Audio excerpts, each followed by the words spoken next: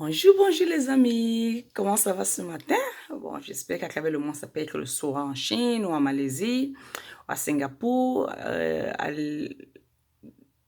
Dubaï où c'est déjà le soir. Bon, là encore une petite stratégie que je viens partager avec vous ce matin. J'étais en rendez-vous très tôt téléphonique ce matin avec un de mes anciens clients quand j'étais en cabinet comptable. Et on en parlait encore de ses débuts parce que c'est un entrepreneur vraiment à succès de nos jours, mais à ses débuts, il a vraiment eu du mal à avoir une clairvoyance dans ses finances. Et quand il m'a passé un coup de fil ce matin pour prendre de mes nouvelles, et puis on revenait encore un peu sur le passé et on en riait encore. Je me rappelle, lui, à l'époque, quand il arrivait dans mon bureau pour la première fois, il avait toute une valise. Et avez-vous une idée de quoi se trouvait dans cette valise? Les reçus. Cet entrepreneur avait les reçus de tout.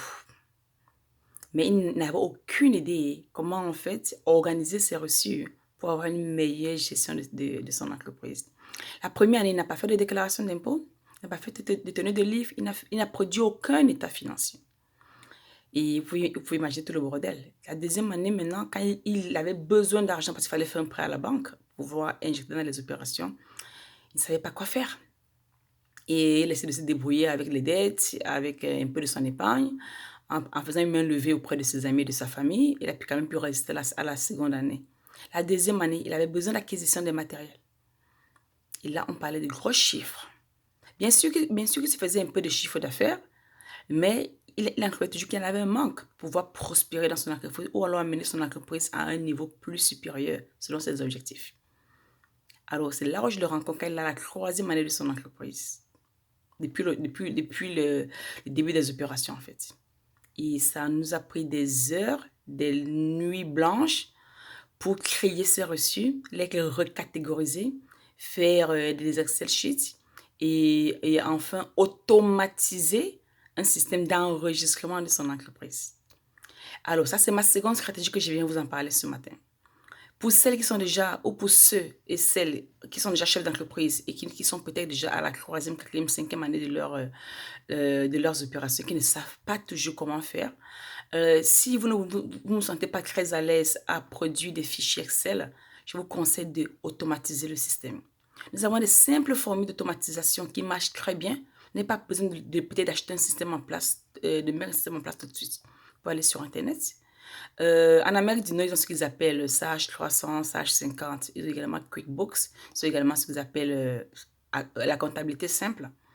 Et ce sont vraiment des logiciels assez basiques, très simples, qui peuvent vous apprendre et qui peuvent vous aider également à rentrer toutes les opérations qui passeront dans votre entreprise, y compris les employés avec leur salaire journalier ou semestriel ou annuel ou mensuel, comme vous avez défini, et tous les bénéfices et les avantages sociaux qui viennent avec ça.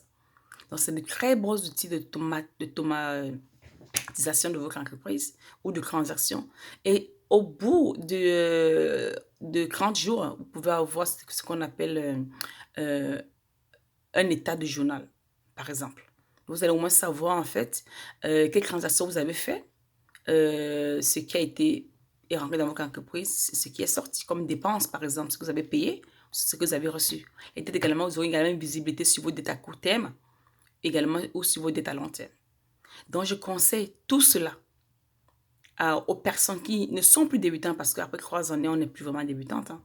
Il faut vraiment passer déjà à l'étape supérieure. Donc, c'est la stratégie que je viens de partager avec vous ce matin. J'invite tous ceux qui aimeraient peut-être mettre des commentaires sur cette vidéo, faites-le. Ou si vous avez d'autres propositions sur d'autres outils que vous pensez être un meilleur outil d'automatisation des transactions financières pour des chefs d'entreprise, partagez-les avec moi et on pourra en discuter.